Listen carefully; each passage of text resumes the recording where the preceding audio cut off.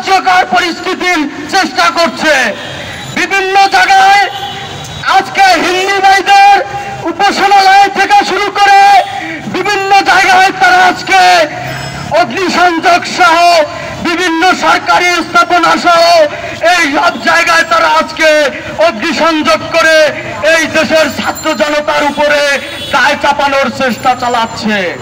প্রিয় বন্ধুগণ, এই আওয়ামী সন্ত্রাসীদের যেখানে আপনারা দেখবেন, এদেরকে আপনারা প্রতিহত করবেন। এই সন্ত্রাসীরা আজকে দেশের এমন কোন সেক্টর নেই যেখানে দুর্নীতি এবং অনিয়মের সাথে যুক্ত না রয়েছে।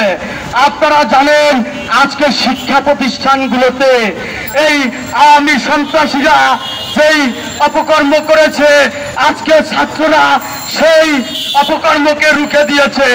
আজকে সবাইকে বিজয়ের শুভেচ্ছা জানাই যে আমরা একটি নতুন বাংলাদেশ পেয়েছি। এই নতুন বাংলাদেশকে ধারাবাহিকতা রাখতে হলে আপনাদের সকলের সহযোগিতা চাই। আওয়ামী লীগকে নিষিদ্ধ করে একটি নতুন বাংলাদেশ গড়ার লক্ষ্যে আমরা আবারও আপনাদের সহযোগিতা চেয়ে আমার বক্তব্য এখানে শেষ করছি। বাংলাদেশ জিন্দাবাদ, বাংলাদেশ ছাত্র মিশন জিন্দাবাদ, বাংলাদেশ লেবার পার্টি জিন্দাবাদ। আসসালামু আলাইকুম রহমতুল্লাহি ওয়া বারাকাতুহু।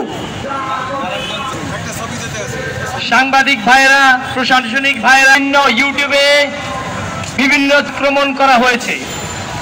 আমি সাংবাদিক ভাইদের উদ্দেশ্যে বলতে চাই, আপনারা যে সংবাদটি প্রচার করবেন সেটা সঠিক এবং স্বচ্ছ হতে হবে। কেননা এখন প্রচার করতে আপনাদের কোনো বাধ্যবাধকতা নেই, আপনারা সঠিক এবং সত্যটা প্রচার করতে পারতেছেন।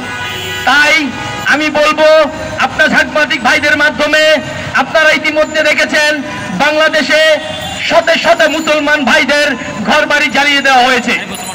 এখন আমি প্রশ্ন রাখতে চাই আপনাদের মাধ্যমে, আমরা সবসময় বলে থাকি আমাদের বাংলাদেশে কোনো সাম্প্রদায়িকতা নেই, আমরা সবাই এক, আমরা একসাথে রাজনীতি করি, একসাথে খাই, একসাথে উঠি, একসাথে বসি।